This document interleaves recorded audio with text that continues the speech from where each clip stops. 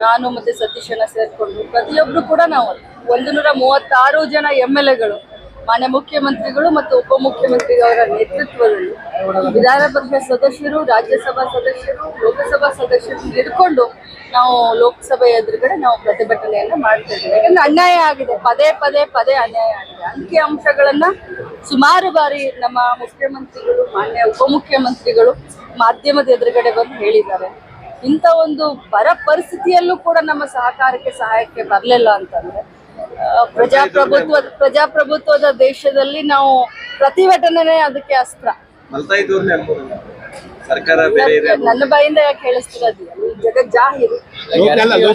ಲೋಕಸಭೆ ಚುನಾವಣೆ ಆಗುತ್ತೆ ಅಂತ ಹೇಳಿದ್ರು. ಈಗ 3 ಕೋಟಿ ಮನೆಗಳಿಗೆ ವಿದ್ಯುತ್ ಉಚಿತ ಅಂತ ಹೇಳಿ ಅವರು ಒಂದು ಗ್ಯಾರಂಟಿ ಕೊಡ್ತಾ ಇದ್ರು. ಇದನ್ನ ಯಾವ ರೀತಿ ವ್ಯಾಖ್ಯಾನಿಸ್ತಾರೆ? ನೋಡಿ, ನಾನು ಒಂದೇ ಮಾತನ್ನ ಹೇಳಲಿಕ್ಕೆ ಬಯಸ್ತೇನೆ. ಕಳೆದ ಸರ್ಕಾರದಲ್ಲಿ 165 ಗ್ಯಾರಂಟಿಗಳನ್ನ ಅಂದ್ರೆ ಭಾಗ್ಯಗಳನ್ನ ಘೋಷಣೆ ಮಾಡಿದ್ರು ಮಾನ್ಯ ಸಿದ್ದರಾಮಯ್ಯನವರು. ಅದರಲ್ಲಿ 158 ಗ್ಯಾರಂಟಿಗಳನ್ನ ಪೂರ್ತಿ ಮಾಡಿದ್ರು. ಅಂದ್ರೆ ಅದಕ್ಕೆ ಆ ಟೈಮ್ನಲ್ಲಿ ಭಾಗ್ಯಗಳು ಅಂತ ಹೇಳ್ತಿದ್ವಿ. ಇವತ್ತು ನಾವು ಏನೇನು 5 ಪಂಚ ಗ್ಯಾರಂಟಿಗಳನ್ನ ಘೋಷಣೆ ಮಾಡಿದ್ವಿ ಅದನ್ನ ನಾವು ಅನುಷ್ಠಾನಕ್ಕೆ ತೆಗೆದುಕೊಂಡು ಬಂದ್ವಿ.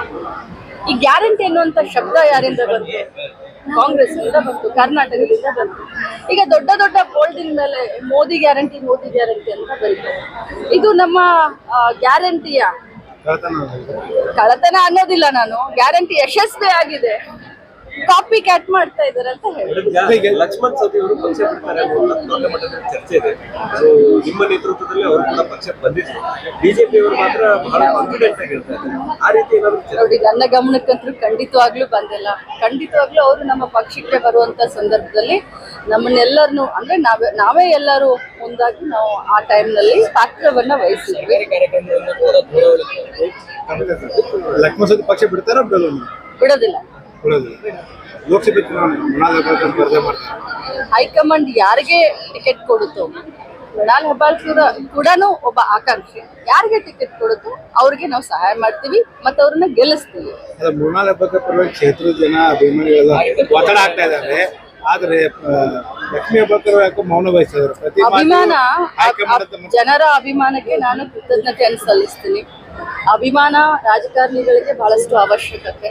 ಆದ್ರೆ ನಮ್ಮ ಪಕ್ಷ ಹೈಕಮಾಂಡ್ ಸಿದ್ಧಾಂತವನ್ನ ಅಂದ್ರೆ ಹೈಕಮಾಂಡ್ ಯಾರಿಗೆ ಇದನ್ನ ಮಾಡ್ತಾರೆ ನಾವು ಅವ್ರಿಗೆ ಮಾಡಬೇಕು. ಲಕ್ಷ್ಮೀ ಹೆಬ್ಬಾಳ್ಕರ್ ಅವರು ಸಚಿವೆಯಾಗಿ ಹೊರತುಪಡಿಸಿ ಕೂಡ ಒಬ್ಬ ತಾಯಿಯಾಗಿ ಟಿಕೆಟ್ ಕೇಳಬಹುದಾ?